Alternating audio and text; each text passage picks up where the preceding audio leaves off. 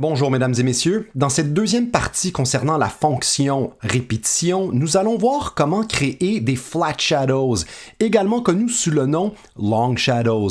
Pour ceux qui ne savent pas c'est quoi, voici plusieurs exemples. Donc il s'agit d'un style graphique dans lequel se trouve une ombre portée très longue et très plate, pas dans le sens de boring, mais dans le sens de flat.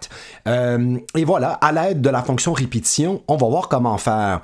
Il existe plusieurs tutoriels en ligne concernant le sujet, comme ici, In this After Effects tutorial, quickly how to learn long shadows.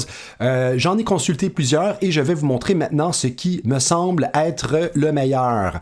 Alors, sans plus tarder, ouvrons le démo nommé Flat Shadows pour voir ce qui s'y trouve. Alors voilà, allons-y. Donc, on peut voir ici, tout simplement, une petite animation rapide du mot Flat Shadows avec un Flat Shadow. Donc ici, la manière dont le tout fonctionne, c'est que j'ai, premièrement, un calque de typographie qui est, dans le fond, ma typo blanche, un calque ombre qui me sert pour mes shadows, et un calque nul qui m'a permis, donc, de grossir la typo et l'ombre en même temps à partir d'ici. Voilà. Donc maintenant, sans plus tarder, rendons-nous dans la composition nommée Flat Shadows à faire. Donc, la première chose qu'on va faire, bien entendu, c'est qu'on va transformer notre calque de typographie en calque de forme, parce que nous le savons bien que les calques de typographie ne peuvent pas avoir la fonction répétition. Nous allons nous servir de cette duplication pour faire notre ombre. Donc, le calque maintenant nommé typo silhouette, nous allons tout simplement le renommer ombre. Excellent. Maintenant, je vais choisir maintenant une couleur d'ombre. Et pour ce faire, j'aimerais vous parler un petit peu d'un principe important.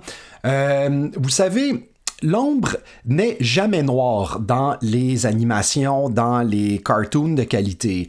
On peut voir ici que l'ombre est tout le temps la même couleur que l'objet en tant que tel, mais plus foncé.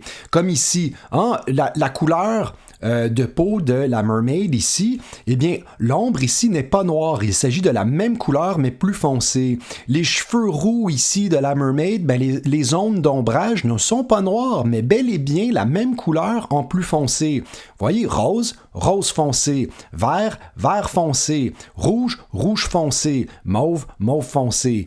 OK? Même chose ici. On a du brun caramel, brun caramel foncé, vert vert foncé. Je pense que vous avez compris le principe, là, OK?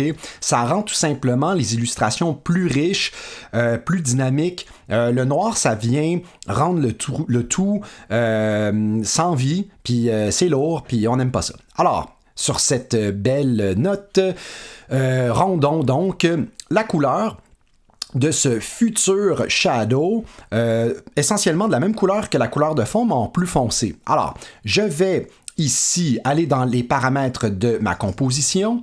Je vais prendre en note le numéro de la couleur. Copie, excellent. Et là maintenant, puisque j'ai Flat Shadows de sélectionner, je vais me rendre dans sa couleur de fond. Je vais indiquer exactement la même couleur, mais je vais la mettre un peu plus foncée, comme ça. Alright, excellent. Maintenant, bien entendu, je vais déposer mon ombre sous ma typographie. Et là, il est maintenant le temps, dans le contenu de mon ombre, d'ajouter la répétition. OK, donc vous le savez, comme d'habitude, le repeater me donne 3 copies avec 100 en X pour la position. Donc, 2 principes super importants à comprendre.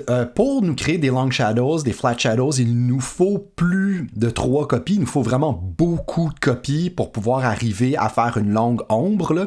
Fait que là, regarde, pour l'instant, je vais en mettre 150. OK? 150 juste pour commencer. Ça se pourrait très bien qu'on en ait besoin de plus que ça. Puis là, en ce qui concerne la position, ce qu'il nous faut, c'est qu'il nous faut, dans le fond, une répétition hyper serrée. Comme, par exemple, une répétition de 1 pixel en X sur 1 pixel en Y. Ah, voilà, c'est déjà fini. OK? Donc, plus la position est serrée, plus le long shadow va paraître beau. Plus, par exemple, la position est lousse, comme si, mettons, je mets 10 sur 10, ben là, on commence à voir l'escalier apparaître, OK? Quasiment le best, ce serait de faire 0.5 sur 0.5. Et là, maintenant, je suis zoomé à 200%, fait que c'est pour ça qu'on voit un petit peu un escalier ici, là, mais en grandeur réelle, on ne le voit pas du tout.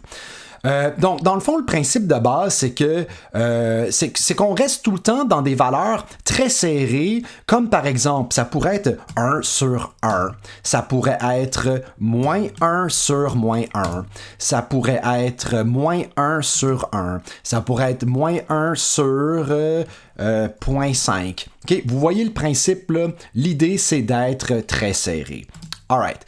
Maintenant, ben, ce qu'il me reste à faire, donc ici, c'est d'augmenter le nombre de copies. Et voilà, maintenant, le tour est joué.